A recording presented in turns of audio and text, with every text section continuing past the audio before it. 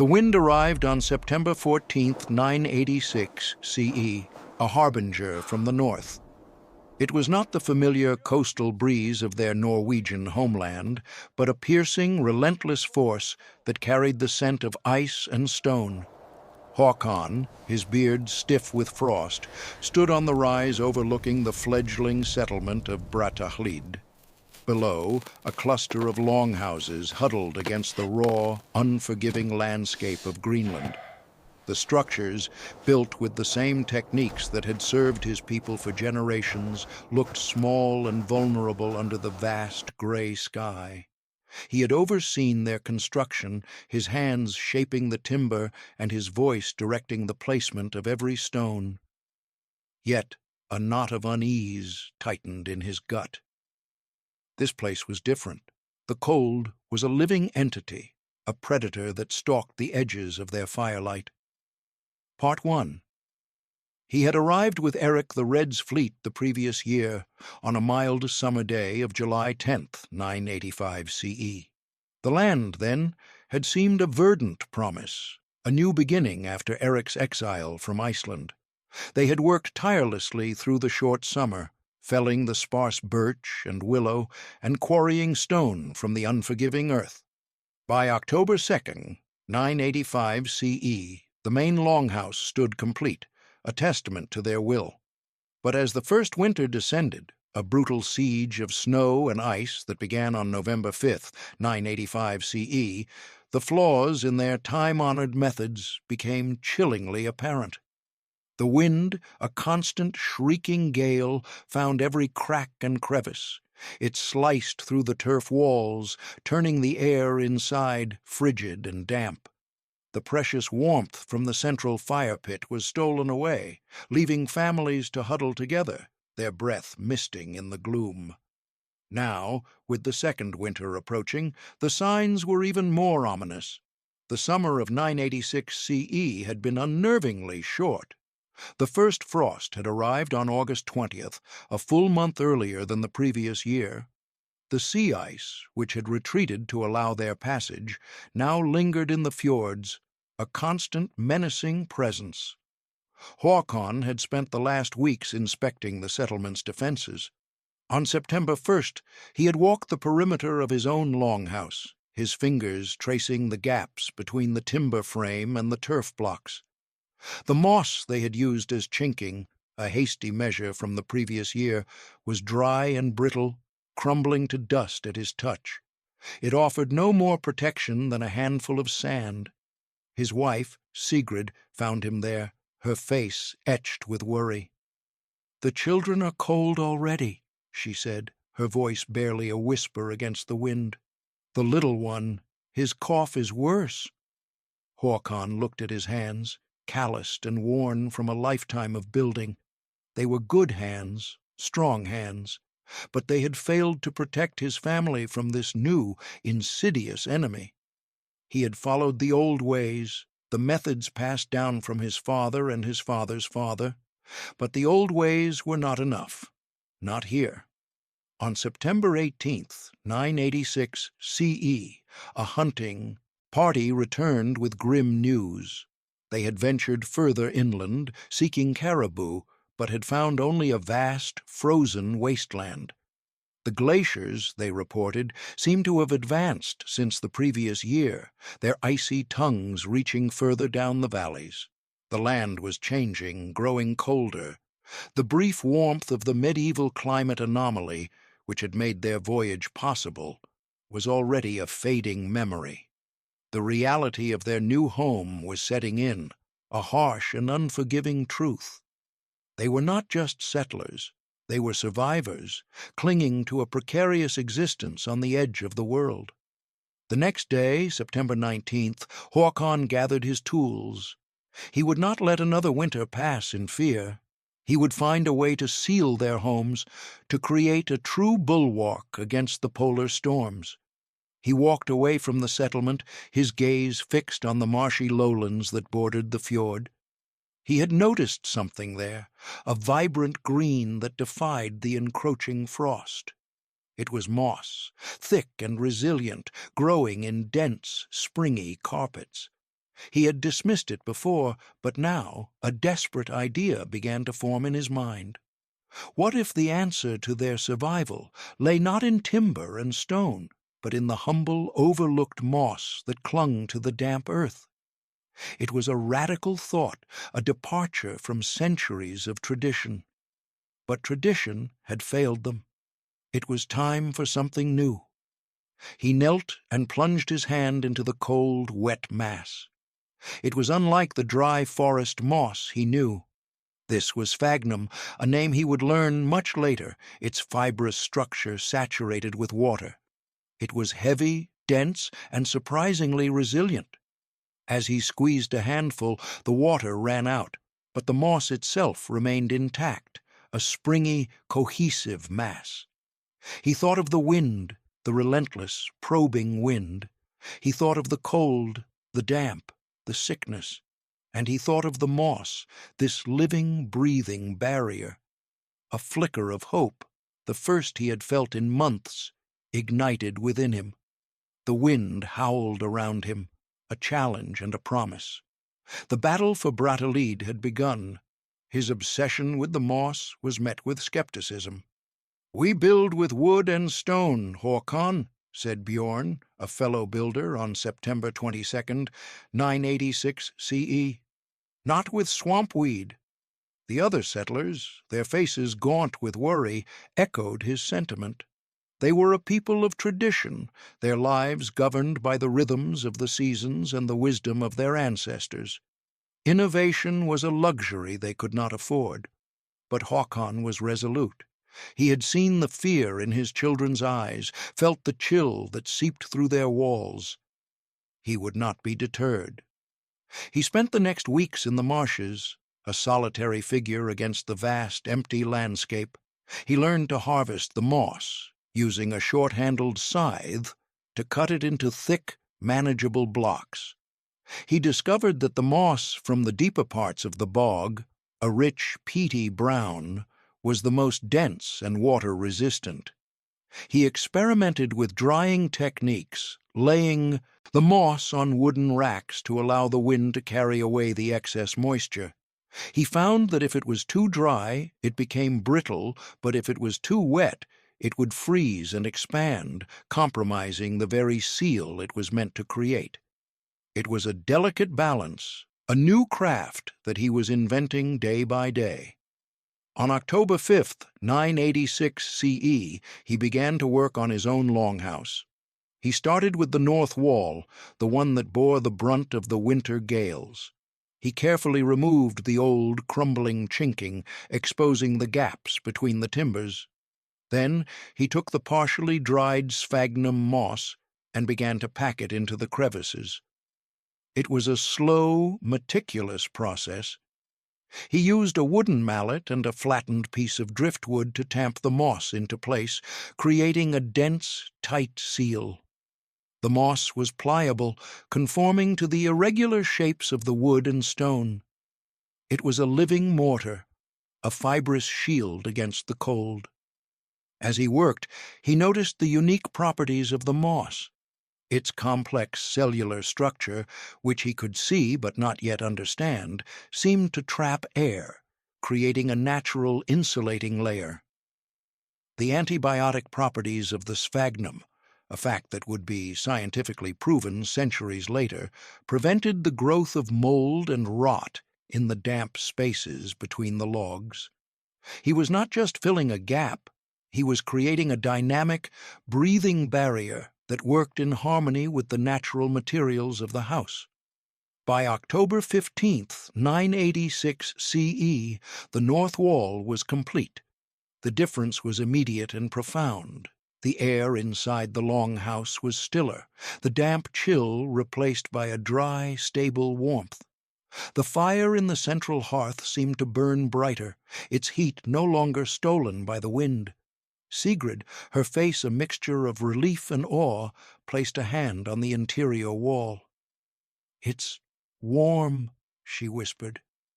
The children, who had been huddled under a pile of furs, began to move about, their laughter a sound Håkon had not heard in weeks. News of his success spread through the settlement. On October 17th, Bjorn appeared at his door, his skepticism replaced by a grudging respect. "Show me," he said, his voice low. Håkon nodded. The next day, a group of men followed him to the marshes. They watched as he demonstrated his harvesting and drying techniques. They learned to distinguish the different types of moss, to feel the right consistency for packing. A new industry was born in the harsh Greenlandic landscape, a craft born of desperation and ingenuity. But their race against time was far from over. The first major storm of the season was gathering in the north. The sky turned a bruised purple on October 25th, 986 CE, and the wind began to build, a low, mournful moan that promised a terrible fury. They had only sealed a handful of the longhouses. The rest remained vulnerable, their inhabitants facing the coming storm with a growing sense of dread. Håkon looked at the sky, then at the faces of his fellow settlers. He had shown them the way, but would it be enough? The polar storm would be the ultimate test of his new technique, a trial by ice and wind. As the first snowflakes began to fall, a chilling thought struck him. What if the moss, their only hope, had a weakness he had not foreseen? The cliffhanger was not just a narrative device, it was a terrifying reality for the people of Brattahlid. Part 2. The storm hit on the evening of October 28, 986 CE, a maelstrom of wind and snow that descended upon the settlement with a savage, predatory force. The world outside the longhouse dissolved into a swirling vortex of white. The wind, no longer a moan, became a high-pitched shriek, the sound of 1,000 demons clawing at the walls. Håkon stood in the center of his home, the flickering firelight casting long, dancing shadows on the timber walls. He listened, his every sense attuned to the house, to the performance of his new creation.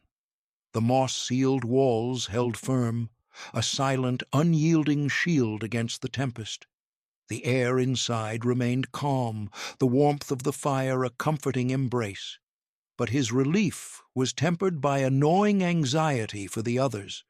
He had worked feverishly in the days leading up to the storm, his hands raw and bleeding from the constant work. He and his small team of converts had managed to seal the most vulnerable sections of 7 more longhouses by October 27th. But it was not enough. More than half the settlement remained exposed, their homes chinked with nothing more than dried turf and hope. As the storm raged, he could only pray that it would be enough. Inside Bjorn's longhouse, the situation was dire. The wind, a relentless probing entity, had found a weak spot in the hastily applied moss. A section of the west wall, where the timber had warped, had begun to give way. A fine spray of snow, driven by the gale-force winds, shot through the gap, coating the interior with a layer of ice. The temperature inside plummeted. Bjorn's wife, Astrid, huddled with their children, their faces pale with cold and fear. "Do something, Bjorn," she cried, her voice trembling. Bjorn, his face a mask of desperation, tried to plug the gap with a bundle of furs, but the wind tore it from his grasp, a cruel, mocking gesture. On the 3rd day of the storm, October 31st, 986 CE, a new terror emerged. The sheer weight of the snow that had accumulated on the roofs began to test the limits of their construction. The sound of creaking timbers filled the air, a groan of a structure under immense strain. In one of the older, smaller longhouses, home to an elderly couple, the unthinkable happened. With a deafening crack, a section of the roof collapsed, burying the inhabitants under a mountain of snow and turf. Their screams were swallowed by the storm, a tragic testament to the unforgiving nature of their new world. The news of the collapse passed from longhouse to longhouse in hushed, terrified whispers during a brief lull in the storm on November 1st, sent a fresh wave of panic through. The settlement. The storm was not just a test of their walls, but of their entire way of life. The very design of their homes, a design that had served them for centuries, was failing them.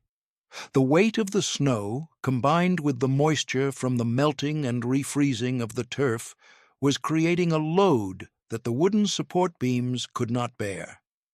Hakon, his face grim, knew he had to act. He could not save the elderly couple, but he could try to prevent another tragedy. He gathered his team, and together they ventured out into the storm, a small, determined band against the fury of nature.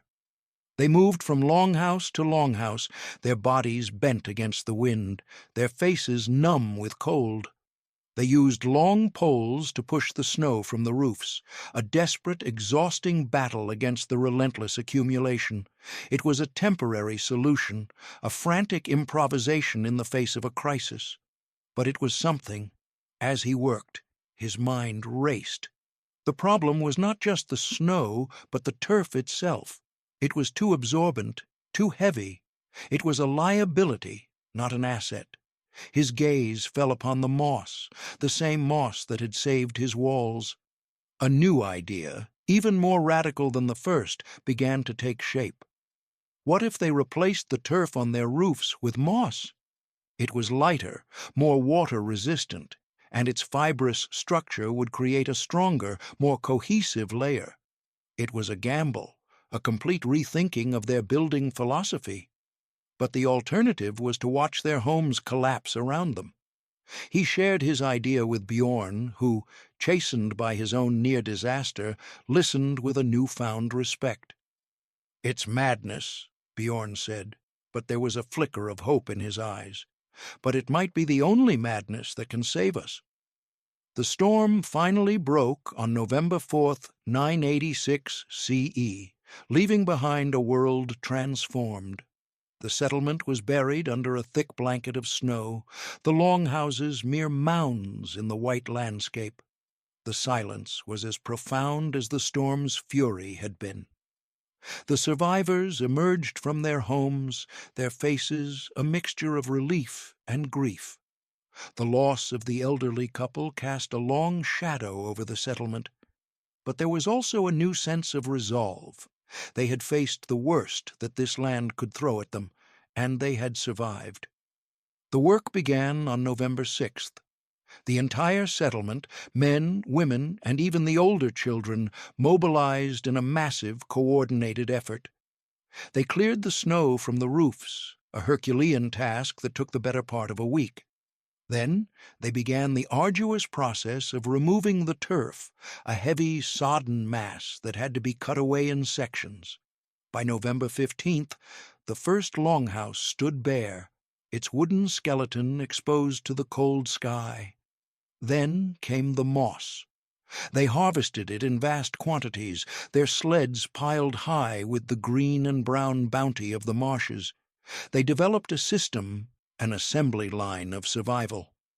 The moss was laid in thick layers, its fibrous strands interlocking to create a dense, lightweight blanket.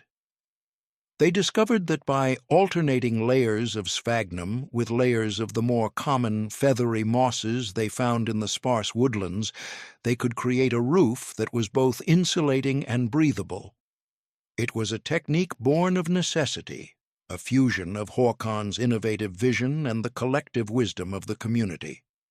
By December 1st, 986 CE, the first moss-roofed longhouse was complete. It was a strange and beautiful sight, a vibrant green structure in the midst of the white landscape. It looked more alive, more organic than the traditional turf houses. It seemed to belong to this land in a way that the old structures never had. The first test of the new roof came on December 10th, with a smaller but still significant snowfall. Hakon watched, his heart in his throat, as the snow accumulated. The roof held. The lightweight moss, combined with the steeper pitch of the roof that they had incorporated into the new design, allowed the snow to slide off more easily. The structure remained sound, the interior warm and dry. A wave of relief washed over the settlement. They had found a way. They had adapted. They had survived. The work continued with a renewed vigor. By the time the winter solstice arrived on December 21st, 986 CE, more than half the longhouses had been retrofitted with the new moss roofs. The settlement was a patchwork of green and brown, a testament to their resilience and ingenuity. But their victory was not without its costs. The relentless work, the constant exposure to the cold, had taken its toll. Sickness, a persistent hacking cough that they called the frost breath, spread through the settlement. Haakon's youngest son, the one whose cough had so worried Sigrid, was among the afflicted. His small body was racked with fever, his breathing shallow and labored. Haakon, the man who had saved his community, felt a chilling sense of powerlessness. He could build a house to withstand a polar storm, but he could not mend the fragile body of his own child. As the year 986 CE drew to a close, a new and more personal crisis loomed. The battle against the cold had been won, but the battle for his son's life had just begun. The moss had saved them from the storm, but could it save them from the insidious, invisible enemies that lurked within their own bodies? The question hung in the cold, still air, a cliffhanger of a different and far more terrifying kind. Part 3. The year 987. CE began with a fragile hope. The new building techniques had proven their worth. The moss-sealed walls and roofs had transformed their homes from frigid tombs into warm, secure sanctuaries. The relentless, soul-crushing cold of the previous winter was a memory. But the frost breath lingered, a persistent, shadowy threat that defied their newfound security. Haakon's son, Leif, was fading. The boy's fever burned with a relentless, consuming heat, and his small chest heaved with the effort of each shallow breath. Sigrid, her face a mask of anguish, rarely left the boy's side. She brewed endless cups of a bitter tea made from willow bark, a traditional remedy for fever, but it seemed to have little effect. On January 15th, 987 CE, she turned to Haakon, her eyes filled with a desperate plea. "We need the Galdrakona," she whispered, her voice trembling. The Galdrakona, the magic woman, was an old enigmatic figure who lived in a small, isolated hut on the far side of the fjord. She was a practitioner of the old ways, a keeper of ancient knowledge that was both feared and respected. Haakon, a man of logic and reason, had always been skeptical of her charms and potions, but logic and reason had failed him. His son was dying. He made the journey on January 17th, a grim, solitary trek across the frozen fjord. The Galdrakona, her face a road map of wrinkles, listened to his story in silence. She did not offer him a magic charm or a chanted incantation. Instead, she pointed a bony finger at the moss that he had so painstakingly applied to his own home. "The answer is there," she said, her voice a dry, rustling whisper. "You have used it to keep the cold out. Now you must use it to keep the life in." She explained that the sphagnum moss, the same moss he had used for insulation, had another, more powerful property. It was a natural wound dressing, a potent absorbent that could draw out infection and promote healing. She told him to gather the freshest, cleanest moss, to wash it in boiled water, and to apply it as a poultice to his son's chest. "It will draw the fire from his lungs," she said. "It will give him a chance to breathe." Haakon returned to Brattahlid on January 19th, his mind reeling. The Galdrakona's words were a revelation, a connection between his building craft and the healing arts that he had never imagined. He had seen the moss as a shield, a passive barrier. She had shown him that it was also a weapon, an active agent in the fight for survival. He immediately set to work, following her instructions with a desperate, meticulous care. He gathered the moss, washed it, and applied the warm, damp poultice to Leif's chest. He changed the dressing every few hours, and with each change he saw a faint but discernible improvement. The boy's fever began to recede. His breathing grew less labored. By January 25th, 987 CE, the crisis had passed. Leif was weak, but he was alive. The recovery of his son was a turning point for Håkon. He had conquered the external threat of the polar storm, and now, with the Galdrakona's guidance, he had found a way to combat the internal threat of sickness. The moss, his humble, overlooked ally, had proven its worth in ways he could never have imagined. He had set out to build a better house, but he had stumbled upon a new way of life, a more holistic understanding of the natural world and its resources. But his newfound knowledge was about to be put to a new and unexpected test. On February 10th, 987 CE, a ship arrived in the fjord, a rare and welcome sight in the dead of winter.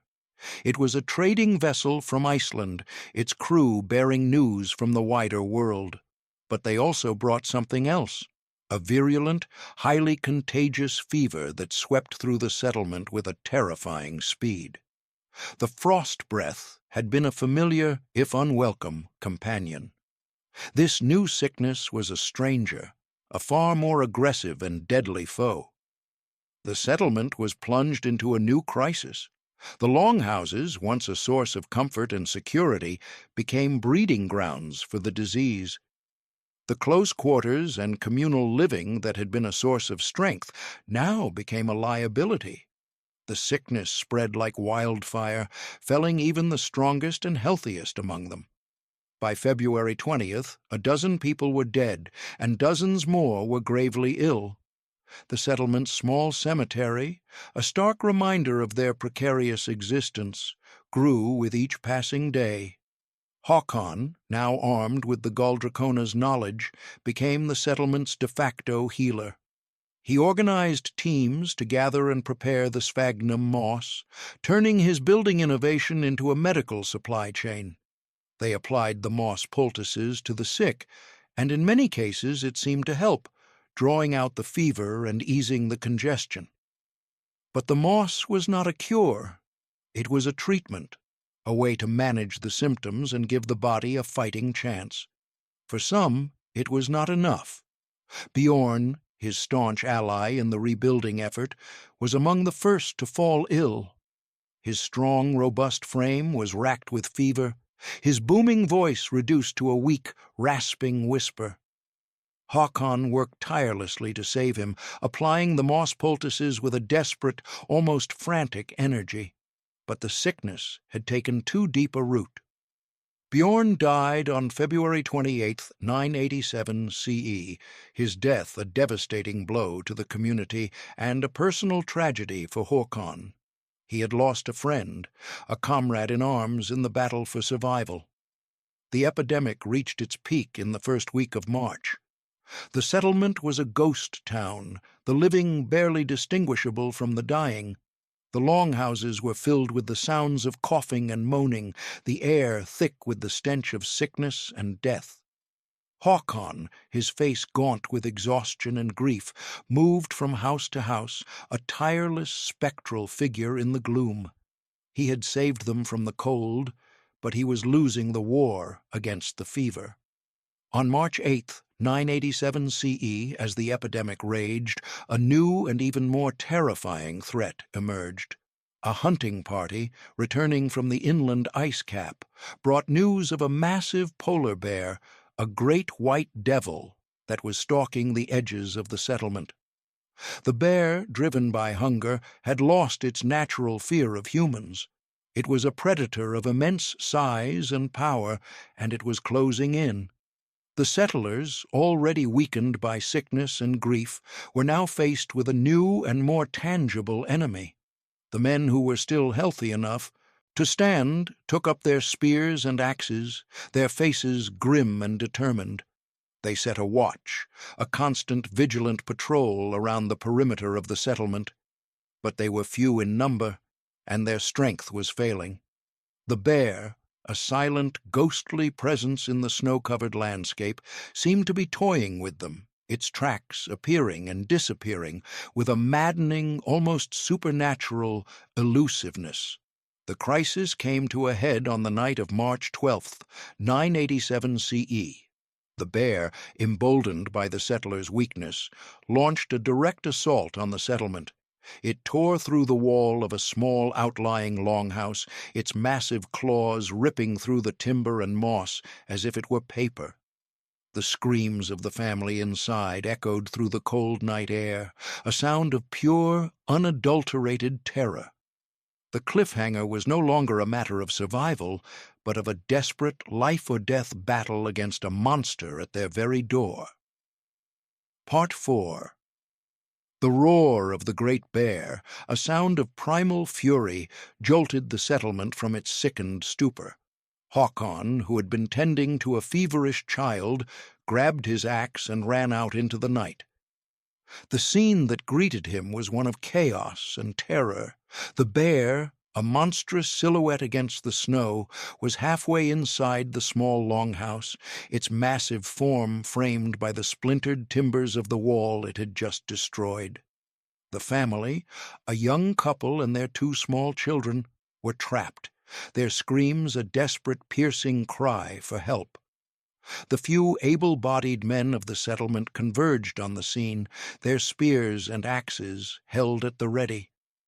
But they hesitated, their courage faltering in the face of the bear's sheer size and ferocity. The animal was a force of nature, a living embodiment of the brutal, unforgiving land they had tried to tame. Håkon, his heart pounding in his chest, knew that hesitation would be fatal. He had to act, and he had to act now.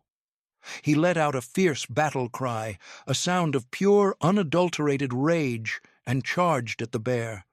His sudden, unexpected attack took the animal by surprise. It turned from the longhouse, its small black eyes fixing on Håkon with a malevolent intelligence. It let out another roar, a challenge and a threat, and swiped at him with a massive paw. Håkon, quick and agile, dodged the blow, the bear's claws missing him by a hair's breadth.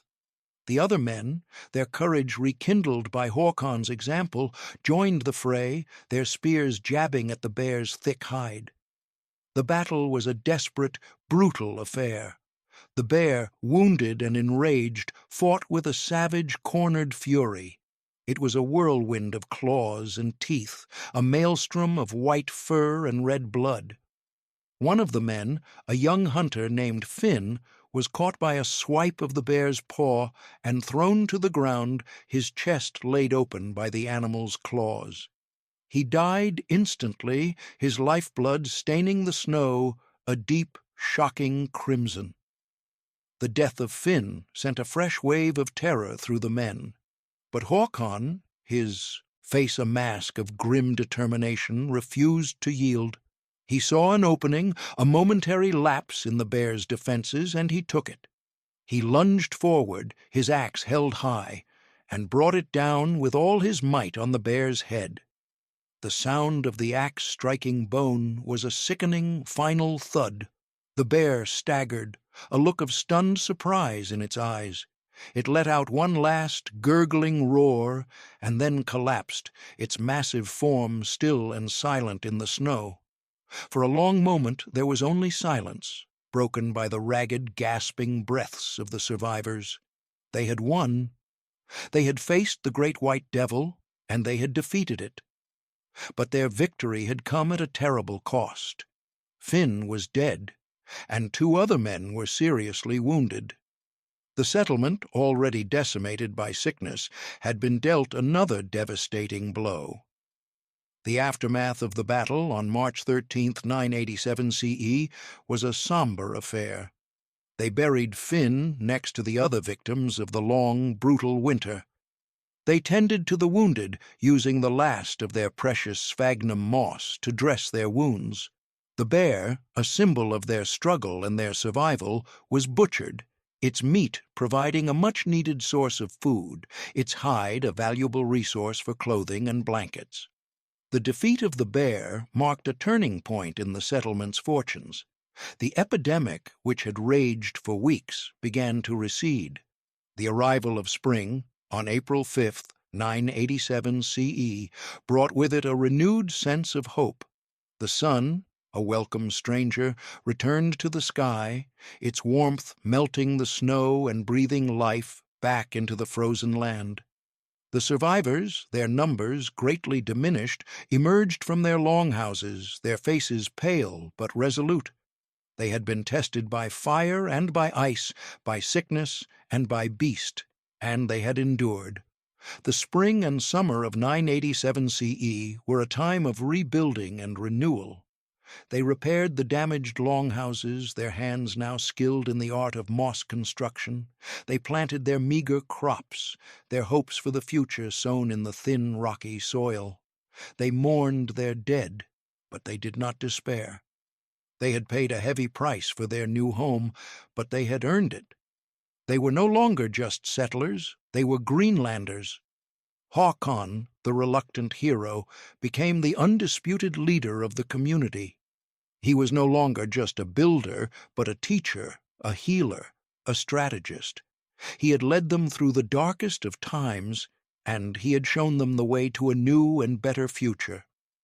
His innovative use of moss had not only saved their homes, but had also given them a new understanding of their environment. They had learned to live with the land, not just on it.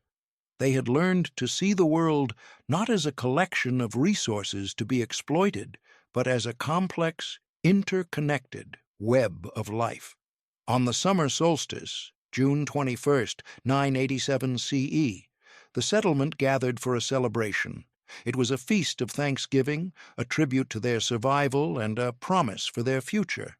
They roasted the last of the bear meat over a great bonfire, its flames leaping towards the sky in a joyous, defiant dance. They sang songs of their heroes, of Eric the Red, who had led them to this new land, and of Håkon, the builder who had saved them from it. Håkon, his son Leif, now healthy and strong at his side, looked at the faces of his people, their features illuminated by the firelight. They were a smaller group than the one that had arrived with such high hopes 2 years earlier. But they were stronger, more resilient, more united. They were a community forged in the crucible of adversity, a family bound by shared loss and shared triumph. The final cliffhanger was not one of fear, but of hope. They had survived the polar storm. Now they had to survive the peace. Part 5. The legacy of Håkon, the builder, and his moss-sealed cabins echoed through the centuries, a quiet testament to the ingenuity of the Norse settlers in Greenland. The techniques he developed, born of desperation and honed by experience, became the standard for construction throughout the settlement. The moss-roofed longhouses, their green tops, a vibrant splash of color against the stark landscape, became a defining feature of the Greenlandic Norse culture. The knowledge was passed down from generation to generation, a sacred trust that ensured their survival in one of the world's most unforgiving environments. The Norse colony in Greenland thrived for nearly 500 years, a remarkable feat of human endurance and adaptation. They built churches and farms, raised families, and developed a unique culture that was a blend of their Scandinavian heritage and their Greenlandic reality. The moss, their humble, life-saving ally, was at the heart of it all. It was their insulation, their medicine, their connection to the land.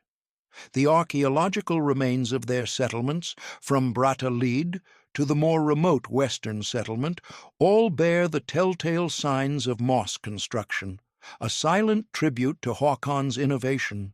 But the climate, the great unpredictable force that had shaped their destiny, was not finished with them. The Little Ice Age, which had begun to make its presence felt during Haakon's time, intensified in the 13th and 14th centuries. The summers grew shorter, the winters longer and more severe. The sea ice, once a seasonal nuisance, became a permanent barrier, cutting them off from the outside world. The hayfields, which they depended on to feed their livestock, withered in the cold. The caribou, their primary source of meat, migrated to more hospitable lands. The Norse Greenlanders, who had so successfully adapted to the challenges of their environment, now found themselves trapped. Their way of life, which had sustained them for centuries, was no longer viable. They were a people on the brink, their world slowly, inexorably, shrinking around them. The last written record of the Norse in Greenland dates from 1408, a letter detailing a wedding in Valsey Church. After that, there is only silence. The reasons for their disappearance have been debated by historians and archaeologists for centuries. Was it climate change, conflict with the newly arrived Thule people, disease, or a combination of all three? The answer is likely lost to time.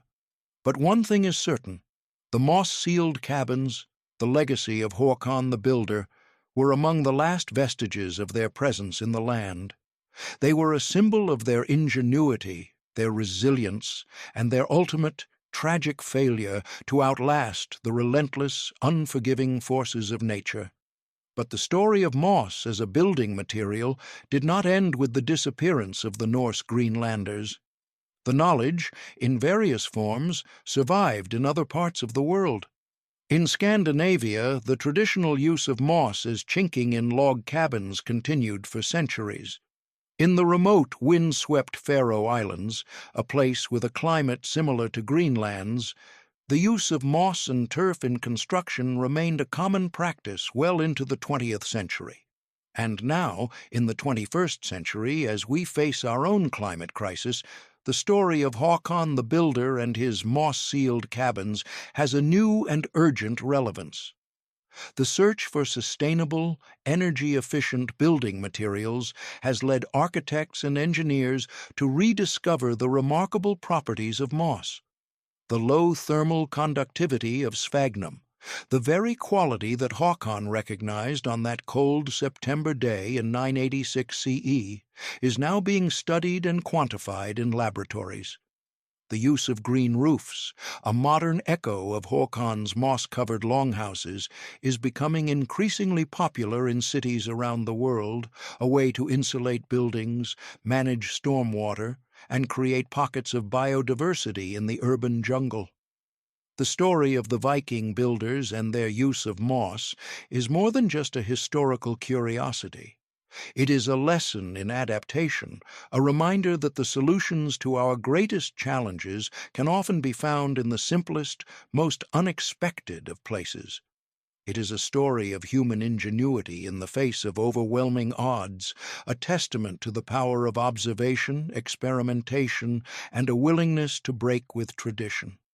Haakon the Builder, the man who saved his people with a handful of swampweed, is a hero for our time.